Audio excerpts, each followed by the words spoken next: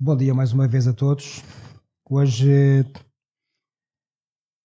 como o próprio nome indica, portanto, temos aqui o Jonas 3, portanto, vamos hoje dar seguimento.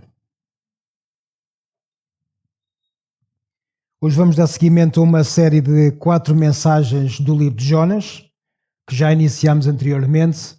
Na primeira e na segunda mensagem, nós já tínhamos falado sobre o primeiro e o segundo capítulo de Jonas, e hoje vamos falar sobre o terceiro capítulo.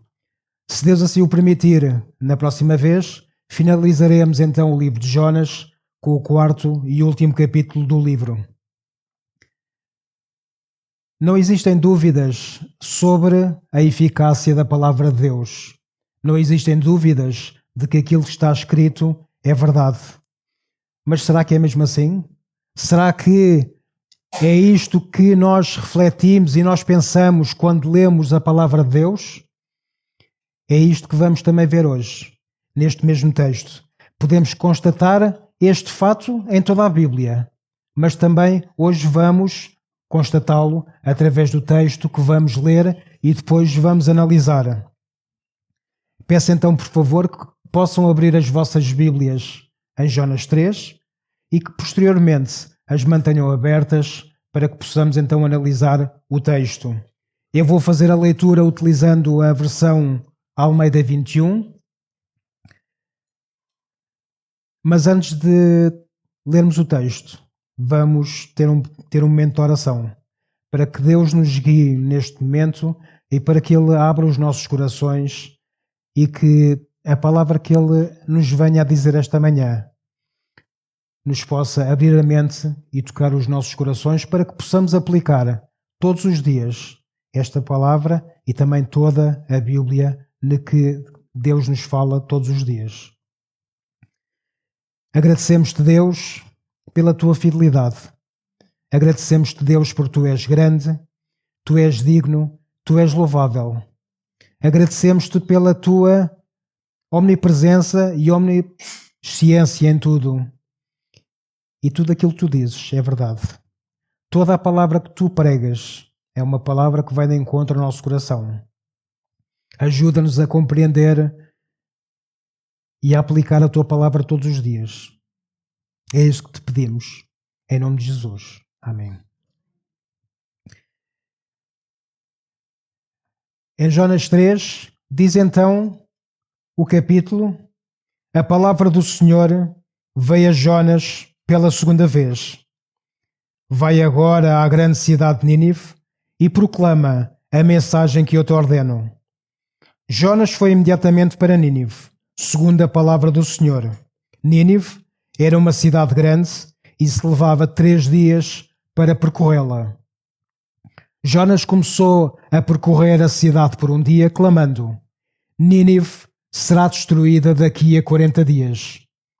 Os habitantes de Nínive creram em Deus e decretaram um jejum e vestiram-se de pano de saco, do mais rico ao mais pobre. A notícia também chegou ao rei de Nínive. Ele se levantou do trono e, tirando o manto, cobriu-se de pano de saco e sentou-se sobre cinzas.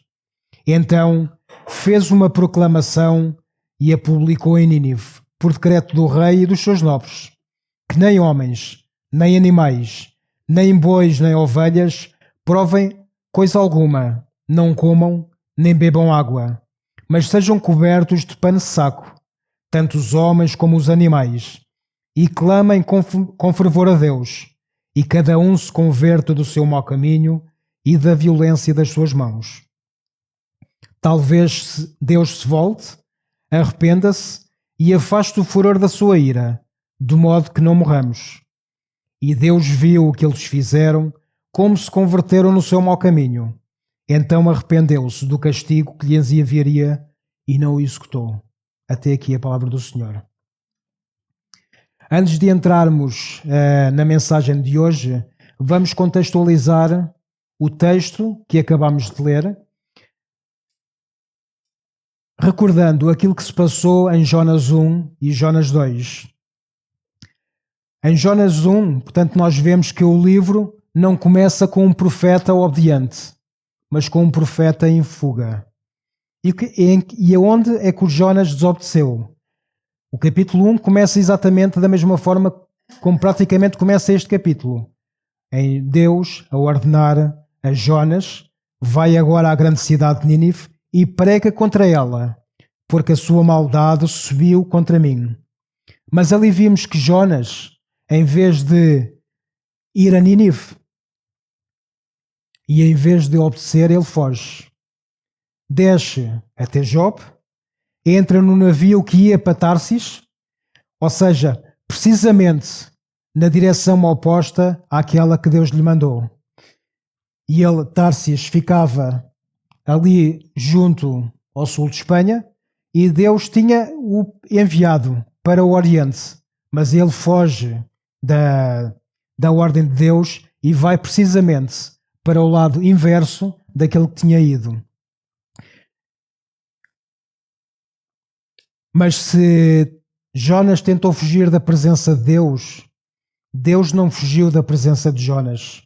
E Deus persegue-o e envia uma grande tempestade para onde seguia Jonas. E aquela tempestade aterrorizou os marinheiros. E quando estes souberam de que Jonas era o culpado dessa grande tempestade que estava a afetar aquela tribulação naquele barco, eles enviam-no para o mar para se livrarem dele. E quer Jonas, quer os marinheiros, pensavam que aquele era o fim de Jonas. Aquele era a morte de Jonas. Mas o primeiro capítulo do livro finaliza com um grande peixe enviado por Deus a engolir o profeta. No segundo capítulo, e dentro do ventre do peixe, Jonas ora. E no lugar mais improvável, ele entende que o peixe não foi um castigo, o peixe foi a sua salvação. Quer a tempestade, os marinheiros, o peixe, tudo foi bondade de Deus para levar Jonas ao arrependimento. Naquele momento, Jonas foi salvo, porque ele descia para a morte e o peixe, ao tê-lo engolido, salvou Jonas desse fim que estaria destinado. E depois de ter sido restaurado, o último versículo do segundo capítulo diz que o Senhor deu ordens ao peixe e este vomitou Jonas em terra. E com esta situação, Deus fez algo que pode ter passado despercebido, mas serve para que nós possamos refletir. Deus não coloca Jonas noutro lugar. Deus coloca-o precisamente no lugar onde ele tinha iniciado a fuga. Deus não o coloca nem mais à frente, nem mais atrás, no caminho que ele tinha dito para que Jonas percorresse. Ele coloca-o exatamente no mesmo lugar, ou seja, à beira-mar. E isto serve para nos lembrar que quando fugimos de Deus, Ele não desiste de nós e traz-nos sempre ao mesmo ponto onde Ele nos chamou. E isto não serve para nos humilhar, isto serve para nos ensinar. E foi isto que aconteceu no terceiro capítulo, como já fizemos a leitura. O primeiro versículo diz que a palavra do Senhor veio a Jonas pela segunda vez. Foi a mesma palavra, foi a mesma ordem, foi a mesma missão. E agora sim, Jonas está disposto a obedecer. Muitos afirmam que Deus chama, mas se essa pessoa não aceitar, Ele escolhe outra pessoa. Mas isto não está escrito na Bíblia. Isto é uma frase muito comum, mas em nenhuma parte da Bíblia esse pensamento é refletido. Pelo contrário, a Bíblia diz-nos que Deus não tem um plano B, Deus não improvisa, Deus não troca pessoas como peças, Deus não abandona um chamado porque alguém resistiu. Se Deus tivesse respeitado a livre vontade de Jonas, ele estaria morto e Nínive teria sido destruída. O que aconteceu não foi Jonas a voltar para trás, mas foi Deus a chamá-lo e a trazê-lo de volta. A tempestade, os marinheiros, o grande peixe, tudo isto tinha sido Deus a chamá-lo de volta e era como se estivesse a dizer: Jonas, a tua vontade não vai anular o meu propósito. E Jonas não teve escolha, não porque Deus seja cruel, mas porque Deus o ama, porque Deus nos ama. E o amor de Deus é tão profundo, tão intenso, que Ele não permite que os seus escolhidos destruam a vida com a sua própria vontade. E na Bíblia temos outros exemplos que ninguém escapou ao seu chamado.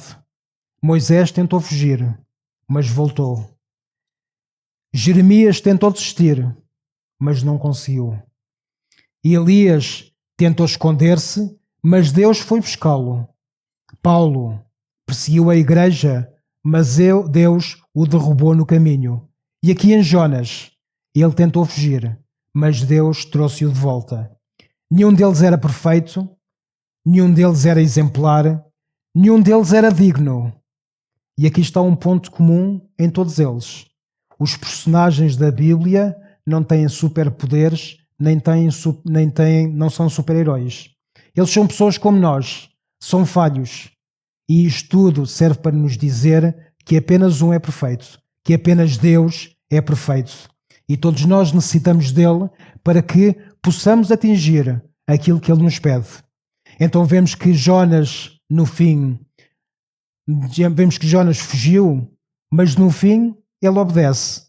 Porque antes de Jonas pregar a Nínive, Deus já tinha pregado a Jonas. Antes da pregação de Jonas restaurar uma cidade, Deus já tinha restaurado Jonas. Antes de Jonas obedecer, Deus transformou o seu coração. O amor de Deus ultrapassa toda a nossa resistência, vence a nossa fuga e derruba as nossas desculpas. O amor de Deus não nos abandona à nossa vontade.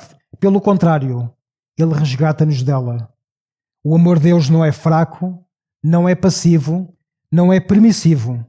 O amor de Deus é irresistível. E foi esse grande amor que trouxe Jonas de volta. Não a culpa, não o medo, não a força humana. O amor soberano de Deus restaurou Jonas primeiro, para depois restaurar Nínive através dele. E depois de o ter chamado pela segunda vez, dá a Jonas uma ordem clara no segundo versículo. Vai agora à grande cidade de Nínive e proclama a mensagem que eu te ordeno.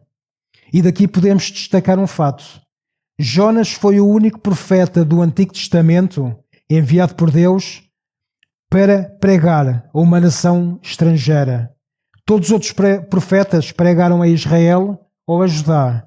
Isaías pregou em Jerusalém, Jeremias pregou em Judá, Ezequiel pregou aos judeus exilados na Babilónia, Oséias, Joel, Amós, Miqueias e todos os outros pregaram ao povo de Deus. Mas Jonas recebe uma missão sem precedentes: sair de Israel, entrar numa nação pagã e pregar o arrependimento aos inimigos do seu povo. Jonas, por isso, não é apenas um profeta. Jonas foi o primeiro missionário da história bíblica. Disto podemos tirar duas aplicações. Deus chama-nos, por vezes, para lugares desconfortáveis. E obediência não é conveniência. Obediência é submissão. E a pergunta que podemos colocar a nós próprios neste momento é: será que estamos dispostos a ir onde Deus nos chama? Será que estamos dispostos a abdicar do nosso conforto para irmos para onde Deus quer que nós vamos? E quando pensamos em missões, não tem que ser noutros países. Muitas vezes a nossa missão é pregar ao nosso vizinho, é pregar ao nosso amigo, é pregar ao nosso colega de trabalho, ao nosso colega de escola. Não precisamos de ir para nenhuma missão estrangeira. Essa é a nossa missão: proclamar o Evangelho para todas as pessoas, para toda a criatura com quem nós nos cruzemos. E mais à frente, no capítulo 3, diz que Jonas foi imediatamente para Nínive e que esta era uma cidade enorme e que demorava 3 dias para percorrer. E no versículo 4 diz que Jonas esteve a percorrer a cidade por um dia e pregou apenas esta frase: Nínive será destruída dentro de 40 dias. Na Bíblia, o número 40 aparece sempre ligado a juízo e prova de purificação. 40 dias de dilúvio, 40 dias no deserto, 40 anos no deserto, 40 dias de Moisés no Monte Sinai e 40 dias de Jesus no deserto. Ou seja, Deus não estava apenas a anunciar destruição, Ele estava a oferecer um tempo de arrependimento. E mais à frente, no versículo 5, e já depois de Jonas ter pregado a mensagem de Deus, o texto diz-nos que aconteceu aquilo que parecia impossível. No versículo 5 diz-nos que os habitantes de Nínive creram em Deus. E aqui vale a pena lembrar quem era Nínive. Uma das cidades mais violentas, mais cruéis, mais sanguinárias do mundo antigo. Era a capital da Assíria, um império conhecido por tortura, brutalidade e idolatria. Humanamente, era o último lugar onde esperaríamos ver arrependimento. Agora, vamos parar para refletir sobre o que aconteceu e também transportar com isto estes mesmos ensinos para a nossa vida de hoje. Por vezes, ensaiamos palavras fantásticas para transmitir o Evangelho de Deus. Citamos até pessoas conhecidas para que com isso pareçamos mais inteligentes e mais eruditos, porque pensamos que temos mais facilidade para que as outras pessoas nos ouçam. Mas Jonas aqui não fez nada disso. Jonas apenas pregou a palavra. Não era um eloquente como Paulo, não era um evangelista como João Batista. No entanto, a simples palavra que ele disse, Nínive será destruída daqui a 40 dias, esta frase única foi suficiente para converter uma cidade inteira com milhares de habitantes. O livro de Jonas é conhecido pelo grande peixe que o engoliu. Mas o que aconteceu aqui é tão ou mais importante do que o episódio do peixe. Pensem nisto. Que hipóteses haveriam de um estrangeiro, sozinho, entrar numa cidade inimiga, violenta, pagã, hostil e pregar uma simples frase e de repente toda a cidade se converter? Humanamente, pouca ou nenhuma possibilidade disso existiria, ou haveria possibilidade de se verificar. Mas foi exatamente isto que aconteceu. Talvez este seja um dos maiores avivamentos da Bíblia, se não mesmo o maior que ocorreu em toda a Bíblia. Uma cidade que demorava 3 dias a percorrer foi transformada como uma única frase. E isto desmonta totalmente a ideia de que a conversão dos ouvintes depende da capacidade, da qualidade e da oratória do pregador. Porque o que este episódio nos mostra é simples e profundo. A mensagem de Deus é sempre maior do que o mensageiro que a transporta. Jonas não tinha amor, não tinha paixão, não tinha caridade. E mesmo assim, uma cidade inteira converteu-se aos pés de Deus. Porque a força não estava em Jonas, a força estava na palavra de Deus.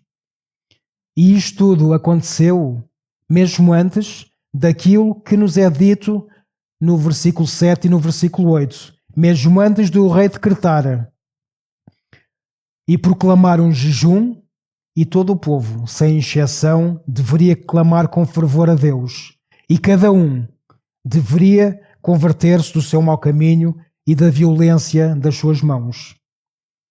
E com isto, o rei estava na expectativa de obter um favor de Deus. Como nos diz o versículo 9, talvez Deus se volte, arrependa-se e afaste o furor da sua ira, de modo a que não morramos. Não foi o decreto do rei que produziu a fé, mas foi a fé que produziu o decreto do rei. O que o rei apenas fez foi reagir àquilo que Deus já estava a fazer no povo. E isto tudo aconteceu com uma pregação curta e fria de Jonas, porque o poder não estava no mensageiro. O poder estava na palavra de Deus. O arrependimento de Nínive não foi emocional, não foi político, não foi social nem cultural. Foi obra de Deus. Foi Deus a quebrar corações e a despertar consciências. Foi Deus a produzir fé onde esta não existia e a gerar arrependimento onde só havia violência. E no último versículo, vemos então a resposta de Deus. O texto diz-nos que entendeu-os, viu o que eles fizeram, como se converteram do seu mau caminho, e arrependeu-se do castigo que lhes enviaria e não o executou. Se olharmos com atenção para este versículo, percebemos que Deus suspendeu o castigo em resposta ao que os habitantes fizeram. Mas o que é que o versículo destaca? Ele destaca apenas isto: converteram-se do seu mau caminho. Mas eles tinham feito mais do que isso. Eles tinham vestido saco de pano, eles tinham decretado jejum e tinham clamado a Deus. Eles não fizeram só apenas esta situação de se converterem do seu mau caminho. Então, por que razão o versículo não menciona nada disto? Porque tudo isto eram evidências exteriores. E as evidências exteriores só são verdadeiras quando refletem uma mudança do interior. E o nosso interior não pode ser atestado por nenhum homem, apenas por Deus. E no interior daquele povo, Deus tinha visto aquilo que era mais importante, que eles se converteram do seu mau caminho. Isto significa que mudaram de atitude perante Deus, mudaram os seus pensamentos, mudaram os atos e com sinceridade reconheceram quem Deus é. As evidências externas importam? Claro que importam. Mas as evidências externas, se não forem sinceras, tornam-se apenas gestos para impressionar homens. E Deus não se impressiona com hipocrisias. O que Deus vê é o coração. E logo a seguir, o texto diz-nos que depois de Deus ter visto a sinceridade do povo, do coração, arrependeu-se do que lhes faria e anulou o juízo que lhes estava destinado. Mas a mesma Bíblia que diz que Deus se arrepende neste versículo, também nos diz em Números 23:19 que Deus não é homem para que minta, nem filho do homem para que se arrependa. Então o que é que isto quer dizer? O que é que isto significa? Estará a Bíblia a contradizer-se? Pelo contrário, quando a Bíblia diz que Deus se arrepende, isto não significa que Deus mudou. Significa que o homem mudou. E por causa dessa mudança, Deus ajusta o modo como o trata. Deus não muda de caráter, Deus não muda de natureza, Deus não muda de propósito. Ele é imutável, sempre justo, sempre santo, sempre misericordioso. Mas quando o homem muda de direção, Deus muda a forma como o trata. Não porque Deus tenha mudado, mas porque o homem deixou o caminho do juízo e entrou no caminho da misericórdia de Deus. E foi exatamente isto que aconteceu em Nínive. Não foi Deus que mudou, foi Nínive que mudou. Antes daquele momento, o juízo era certo.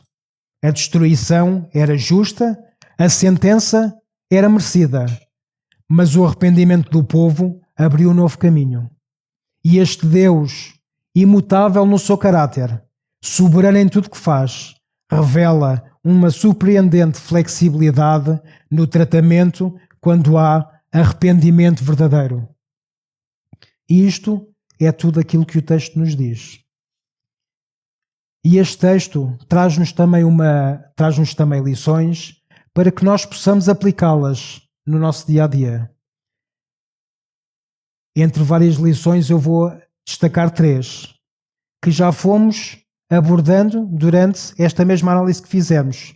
E eu faço isto não para ser repetitivo, mas para reforçar o que o próprio texto nos ensina, de modo a que nós possamos aplicar estas mesmas lições no nosso dia a dia. Então, a primeira lição que o texto nos traz é: quando a palavra de Deus confronta, ninguém fica indiferente. Como já falámos há pouco, a mensagem de Jonas não tinha adorno, não tinha emoção, não tinha ilustrações e não tinha apelos. Era uma mensagem seca, dura e fria. Nínive será destruída dentro de 40 dias. E nós sabemos que a palavra de Deus não precisa de brilho humano para produzir luz divina. A palavra de Deus confronta, porque revela o que nós escondemos, expõe o que justificamos, ilumina o que tentamos ocultar, desperta o que estava morto. A palavra não pede licença para entrar, ela entra. Nem pede permissão para cortar, ela corta. Não pede espaço para falar. A palavra de Deus fala. E quando Deus fala, ninguém pode permanecer neutro face a essa mesma situação. A sua palavra confronta a consciência, o pecado, o orgulho, a rebeldia, a fuga, a autossuficiência. Foi assim com Nínive. Foi assim com Jonas. E é assim também que Deus trabalha conosco. A palavra confronta-nos para nos levar à cruz. Porque só quem reconhece o pecado é capaz de reconhecer a necessidade de um Salvador. Em Nínive, a palavra foi pregada a um povo idólatra e pagão.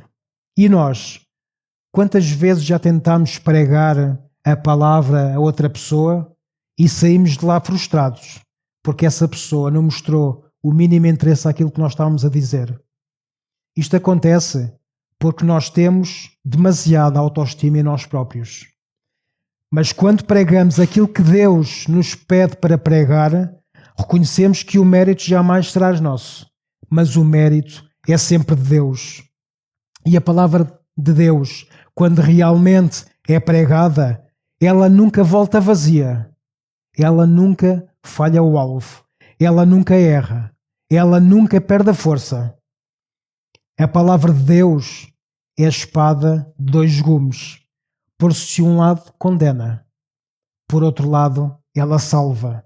A mesma palavra que anuncia o juízo, anuncia também a misericórdia. A mesma palavra que expõe o pecado, aponta para um Salvador. E aqui está uma verdade absoluta. Quem crê e obedece na palavra de Deus é salvo. Quem a rejeita já está condenado. Quem crê recebe graça e misericórdia. Quem a rejeita torna-se duplamente culpado. 1, porque já nasce em pecado. E 2, porque rejeitou a única palavra que o poderia salvar. E no dia do juízo final, ninguém poderá dizer: eu não ouvi, eu não sabia, eu não tive a oportunidade. Porque a palavra foi pregada, a palavra foi anunciada, a palavra foi enviada. E sobre isto a Bíblia declara: todos são indesculpáveis. A palavra que salva é a mesma palavra que julga. A palavra que cura é a mesma palavra que corta.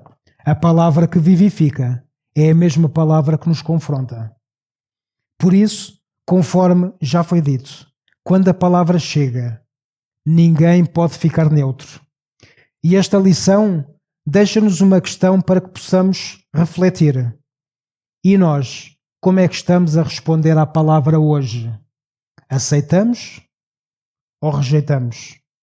Da nossa decisão depende um de dois caminhos, e qualquer um deles é eterno, mas um leva-nos para a salvação e outro leva-nos para a condenação. Mas atenção, da nossa decisão não depende a salvação. A salvação não nasce da nossa força, nem da nossa inteligência, nem da nossa vontade. A salvação é totalmente obra de Jesus Cristo. É Jesus quem coloca de nós o sentimento da salvação, não somos nós que o produzimos. Mas este aceitar a palavra revela aquilo que Deus já fez no nosso coração. Porque quando Deus salva alguém, Ele transforma. E essa transformação começa a aparecer na nossa vida.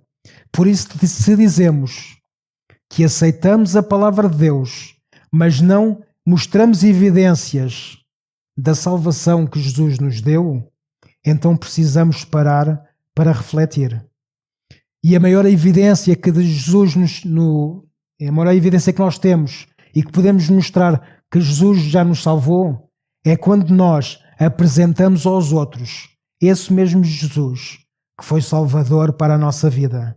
E quando apresentamos aos outros esse Jesus com a alegria estampada da salvação, como diz o título desta mensagem, quando Deus prega, não somos nós a fazer a obra. É o próprio Deus. É Ele que prega aos corações das pessoas, é Ele que abre os corações das pessoas. Não nós, mas Ele. Segunda lição que este texto nos apresenta. O arrependimento verdadeiro nasce da obra de Deus, não da força humana. O texto diz-nos no versículo 5 que os habitantes de Nínive creram em Deus. E isto aconteceu antes do decreto, antes da ordem, antes da política, antes da religião. A fé veio antes da mudança externa, porque a mudança externa só acontece quando Deus toca no interior. O arrependimento não é emoção humana, nem é remorso instantâneo, nem é medo da consequência, nem é manipulação religiosa. O arrependimento é a obra de Deus no coração do homem. E em Romanos 2,4, Paulo explica-nos isto. Ou desprezas as riquezas da sua bondade, tolerância e paciência, ignorando que a graça de Deus te conduz ao arrependimento. Foi a bondade de Deus que conduziu Jonas ao arrependimento. Foi a bondade de Deus que conduziu Nínive ao arrependimento. E é a bondade de Deus que nos conduz hoje também ao arrependimento. O arrependimento não é aquilo que nós fazemos para alcançar Deus. É o que Deus faz em nós para nos trazer de volta, tal e qual como fez com Jonas. E este movimento interior, executado pelo Espírito Santo, conduz-nos inevitavelmente à cruz, porque só na cruz o arrependimento encontra o perdão. Terceira lição que este texto nos apresenta. A misericórdia de Deus muda o destino e culmina na cruz de Cristo. Antes de Jonas ter pregado, Nínive já estava condenada e Deus já tinha proclamado a sua sentença. Naquele momento o juízo era certo e a destruição da cidade era justa, mas Deus ofereceu misericórdia ao povo. E como já falámos, não foi Deus que mudou, foi Nínive que mudou. A misericórdia não é Deus a ignorar o pecado. Pelo contrário, a misericórdia é Deus a oferecer um caminho para lidar com o pecado. Existe uma ilustração que eu há uns tempos atrás ouvi numa pregação da internet em que nos mostra essa misericórdia e a graça de Deus. Deus estende-nos as duas mãos. Uma delas está fechada, uma delas está aberta. E a que está aberta significa a graça, porque Deus dá-nos aquilo que nós não merecíamos. Ele dá-nos a sua graça, e isso é um favor imerecido. A outra mão, Ele mantém-a fechada. E essa mão significa a misericórdia, porque Ele não nos dá aquilo que nós merecíamos. E aquilo que nós merecíamos era a condenação.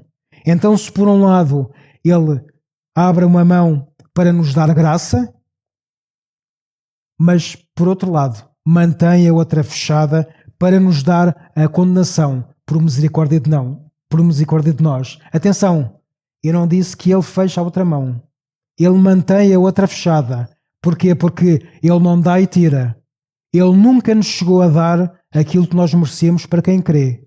E isso, essa condenação, é através da misericórdia, que ele não abre essa mão por misericórdia de nós. E de certa forma, isto também é o que retrata o que se passou no texto. E é também refletido em nós, através da obra de Jesus Cristo. Em Jonas, a misericórdia suspendeu o juízo sobre a cidade. Na cruz, a graça e a misericórdia pagaram o juízo. Em Jonas, Deus poupou o povo de Nínive. Na cruz, Cristo poupou-nos a nós pela sua graça. Em Jonas, o juízo foi adiado. Na cruz, o juízo foi derramado sobre Cristo por misericórdia de nós. Jonas anunciou um juízo que poderia ser suspenso. Cristo enfrentou um juízo que tinha que ser cumprido. Jonas pregou uma mensagem de condenação. Cristo trouxe-nos uma mensagem de salvação. Jonas entrou numa cidade pagã para anunciar arrependimento. Cristo entrou no mundo para nos oferecer rendição. Hoje temos que acreditar que a mesma graça e misericórdia que mudaram o destino de Nínive são as mesmas que mudam ainda hoje a nossa relação com Jesus Cristo. Em conclusão, será que podemos afirmar que a palavra de Deus foi hoje pregada nos nossos corações? Ela confronta-nos e isso abre-nos uma porta de esperança que ninguém pode fechar. Porque assim como Deus não desistiu de Jonas, assim como Deus não desistiu de Nínive, Deus também não desiste de nós. Já podemos um dia ter fugido. Já podemos um dia ter resistido. Já podemos um dia ter adiado. Mas Deus nunca desistiu de nós. Hoje, a misericórdia de Deus está estendida. A sua graça está disponível e o seu perdão está ao nosso alcance. E aqui está a verdade mais libertadora desta mensagem. Deus não está à procura da nossa perfeição. Deus está à procura da nossa entrega. Não importa quanto tempo tenhamos fugido, não importa quão pesado seja o nosso pecado, a palavra veio hoje até nós, porque Deus nos ama. E o seu amor por nós enviou Jesus Cristo à cruz para morrer pelos nossos pecados e ressuscitar ao terceiro dia para nos dar a vida eterna. E Ele continua a chamar-nos de volta, tal como fez com Jonas. Hoje é dia de regressar, hoje é dia de deixar o peso, hoje é dia de largar a fuga, hoje é dia de entregarmos o nosso coração. A graça está diante de nós e a misericórdia chama pelo nosso nome. Talvez possamos dizer: mas eu não sou digno, eu falhei demais, já prometi tantas vezes, eu não consigo mudar. Mas Deus diz: eu sei. E mesmo assim eu chamo-te, porque a mudança não vem de ti, a mudança vem de mim. Não venhas porque és forte, vem porque estás cansado. Não venhas porque és bom, vem porque precisas de graça. Não venhas porque já tens tudo resolvido, vem porque sem mim não és ninguém. Porque sem mim não podes fazer nada. E eu quero restaurar-te primeiro, para depois restaurar outros através de ti, tal e qual como fiz com Nínive. E tal e qual como fiz com Jonas relativamente àquilo que ele fez com Nínive. A palavra que Deus pregou em Nínive produziu arrependimento. E hoje ela ainda é suficientemente forte para produzir também vida em nós. Que essa vida seja um reflexo para os outros da eternidade daquilo que Jesus significa para nós. A eternidade com Jesus não é daqui a uns anos. A eternidade com Jesus é agora, é hoje e é para todo o sempre. Amém. Para terminarmos, e exatamente no lugar onde estamos neste momento, vamos fazer uma oração, vamos pensar naquilo que nos foi dito através desta palavra. Vamos pedir para que Ele coloque nos nossos corações o sentimento sincero da sua salvação e que Ele reacenda em nós a esperança e a alegria que um dia, pela sua graça, Ele já nos deu.